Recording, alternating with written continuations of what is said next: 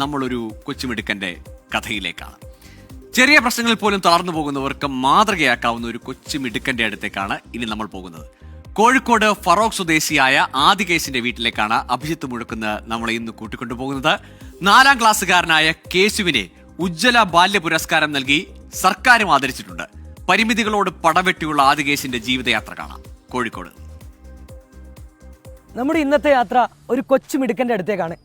കൊച്ചുമിടുക്കൻ എന്ന് പറഞ്ഞാൽ അവനൊരു പ്രതിഭയാണ്, പ്രതിഭാസാണ്. പരിമിതികളെല്ലാം തൻ്റെ വ്യത്യസ്തമായ കഴിവുകൾ കൊണ്ട് മറികടന്ന ഒരാൾ. ബാക്കി വിശേഷം അവിടെ എത്തിയിട്ട്.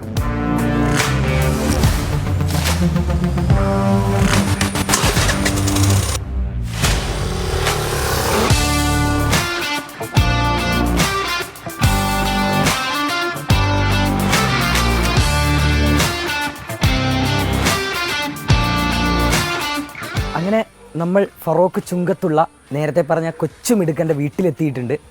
ആദികേശി എന്നാണ് അവൻ്റെ പേര്. ഇവിടെ അവനുണ്ട്. എന്തൊക്കെയാണ് അവൻ്റെ കഴിവുകൾ, എന്തൊക്കെയാണ് അവൻ്റെ വിശേഷങ്ങളെന്ന് നമുക്ക് നേരിട്ട് കാണാം. വാ.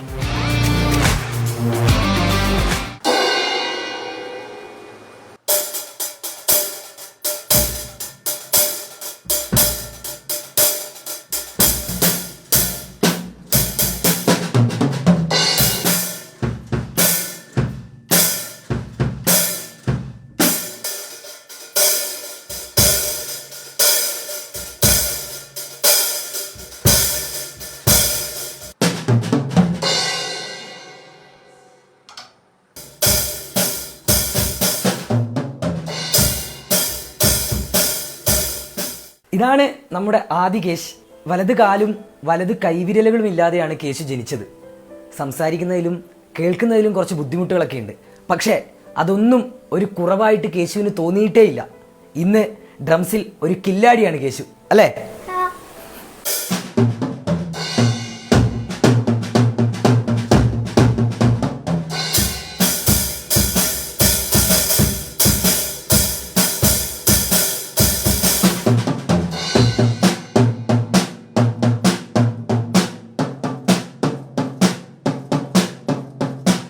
നമ്മളെ ഉത്സവത്തിൽ നിന്ന് വന്ന ചെറിയ ചെണ്ടയില്ലേ, ആ ചെണ്ടയൊക്കെ ഇങ്ങനെ കൊട്ടി എപ്പോൾ പോയാലും ചെണ്ട വാങ്ങാം.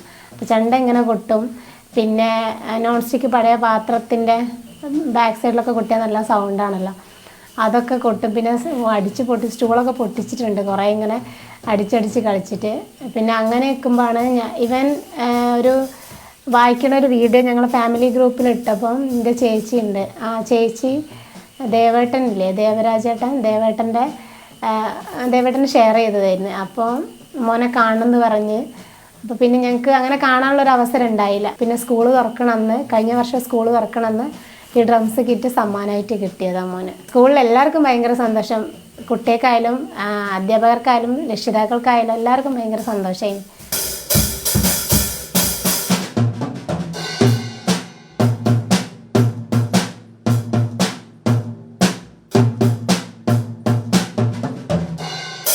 ഡ്രംസ് വായിക്കുക മാത്രമല്ല, അസാധ്യമായിട്ട് ചിത്രം വരയ്ക്കുക കൂടി ചെയ്യും ആദികേശ്.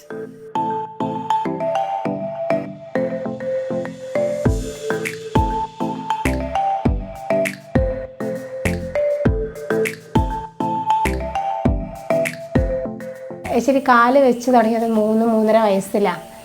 അപ്പം ആ സമയത്തൊക്കെ കുട്ടികളെ പാടത്ത് കളിക്കാൻ വരുമ്പോൾ ഇവന് ഭയങ്കര ദേഷ്യേന്, വാശിയേന്. ചെറുതാകുമ്പോൾ പോകാൻ പറ്റാത്തേക്ക് ഒരു സങ്കടം ഉണ്ടായിരിക്കാം. അപ്പോൾ പിന്നെ ഞാൻ അങ്ങനെയാണ് ചിത്രരചനയിലേക്ക് ഞാൻ കൊണ്ടുവന്നത്. ക്രയോൺസൊക്കെ കൊടുത്തിട്ട് അങ്ങനെ കുറേ സമയം അങ്ങനെ പോയി. ചിത്രം വരെ ആദ്യമൊക്കെ പഠിച്ചത് ഫോണിൽ യൂട്യൂബിൽ നോക്കിയിട്ട് തന്നെയാണ്. അപ്പം പിന്നെ സ്കൂളിൽ നിന്നൊക്കെ ഇങ്ങനെ ക്ലാസ് ഫ്രീ ആയി നിൽക്കുന്ന സമയത്തൊക്കെ ഡ്രോയിങ് ടീച്ചർ വന്ന് കുട്ടികളെ കൊണ്ട് വരപ്പിക്കുന്ന സമയത്ത് മോൻ വരയ്ക്കുന്ന കണ്ടിട്ട് ടീച്ചർ എൻ്റെ അടുത്ത് പറഞ്ഞു, മോനെ ക്ലാസ്സിൽ എന്തായാലും വിടണം, അത്യാവശ്യം വരയ്ക്കുന്നുണ്ടല്ലോ എന്ന്. അപ്പോൾ പിന്നെ ടീച്ചറെ അടുത്ത് ക്ലാസ്സിന് വിട്ടതാണ്. പിന്നെ അങ്ങനെ യൂട്യൂബിൽ നോക്കി പഠിക്കും. പിന്നെ ടീച്ചർ പറഞ്ഞു കൊടുക്കുന്ന നിർദ്ദേശങ്ങൾക്കനുസരിച്ച് അതും ചെയ്യും. നല്ല രീതിയിൽ ചിത്രം കുഴപ്പമില്ലാത്ത രീതിയിൽ ഇപ്പം ചെയ്യുന്നുണ്ട്.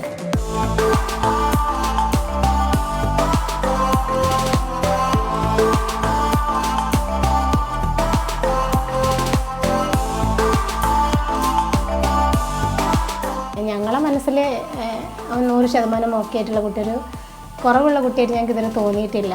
കാരണം ഏതൊരു മക്കളെക്കാളും ഒന്നും കൂടെ ആക്റ്റീവായിട്ടാണ് എല്ലാ കാര്യത്തിലും അവൻ നിൽക്കുന്നത്. വലിയൊരു ചിത്രകാരനാവണം എന്നുള്ള പറയും. പിന്നെ ജോലി പറയാം, എന്താവണം എന്ന് ചോദിക്കും, പോലീസ് ആവണം എന്ന് എപ്പോഴും പറയാം.